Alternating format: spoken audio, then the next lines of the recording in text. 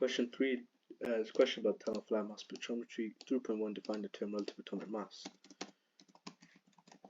Relative atomic mass is the average mass of an atom of an element on a scale where an atom of carbon 12 is 12. Average mass of an atom of an element on a scale where an atom of carbon 12 is 12. 3.2 sample of krypton is ionized using electron impact. The mass spectrum has 4 peaks of krypton. I calculate AR for this sample of krypton. Well, the AR is going to be 82 times by 6. Because it is 2 marks and it looks like a simple calculation, we definitely should show the timesing as well, instead of just giving an answer.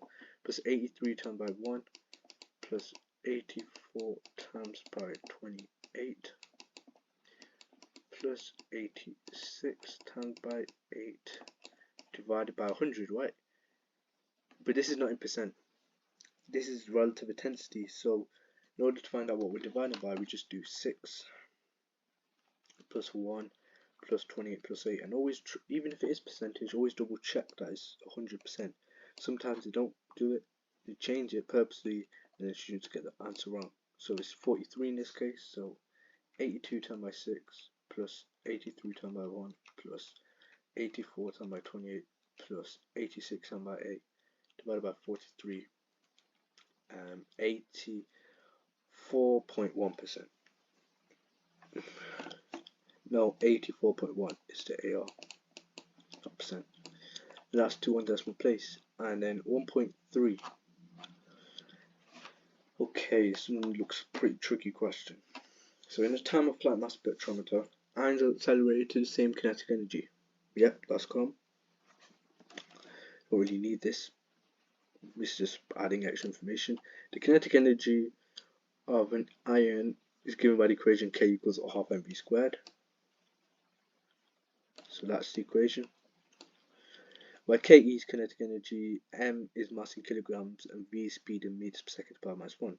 In time-of-flight mass spectrometer, each 84 Kr plus ion is accelerated to kinetic energy of this and a time of flight of this.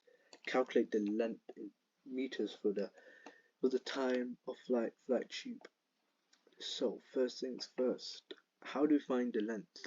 Well, it's a distance, right? And we know velocity is equal to distance divided by time. So if we want to find the distance, the length of the flight tube, distance is going to be v times by time. Do we have the velocity? No, we do not. Do we have the time? Yes, we do. That's usually what these questions are. They'll give you one value, they won't give you the other value, and you need to find out a value. So if we want to find out, we need to find out the velocity. Can we directly find out the velocity? Well, let's think about it. Let's rearrange this equation to get velocity out by its own. So we do time by 2, so we get 2ke equals mv squared. V squared, and v squared equals 2ke divided by m. V is equal to square root of 2ke divided by m. So we've got the kinetic energy. All we need is a mass. That's all we need. And now just writing the equation down and then finding out, okay, that's what we need. How do we find out what we need? The mass. Do we have the mass? No, we don't. Because if we did, then it would just be substitution. So how do we find the mass of the ion? Well, it's given us Avogadro's constant.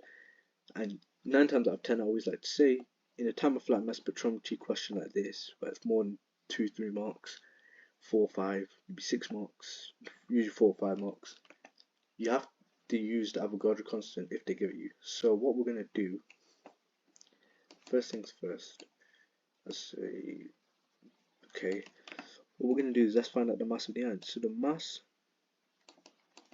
of the 84 Kr plus iron is going to be, well, we know mass is in kg, it tells us it, and time of flight my spectrometer in the k equals half mv squared, mass in kg, so it's going to be 84 divided by 1000, 84 times by 10 to the power minus 3, divided by Avogadro's constant,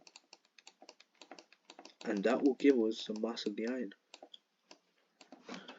So let's work that out. 84 divided by 1000 over 6.022 times by 10 to the power 23.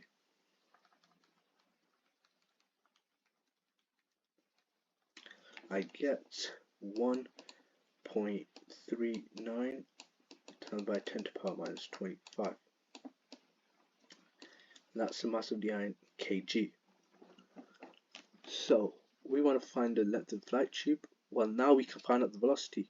Velocity is equal to square root of 2 ke, 2 times by kinetic energy, 4.83 times by 10 to the power minus 16,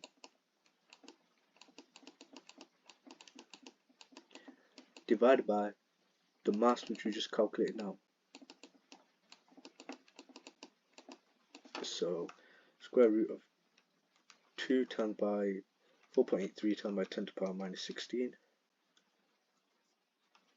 divided by 1.39 times by 10 to the power minus 25.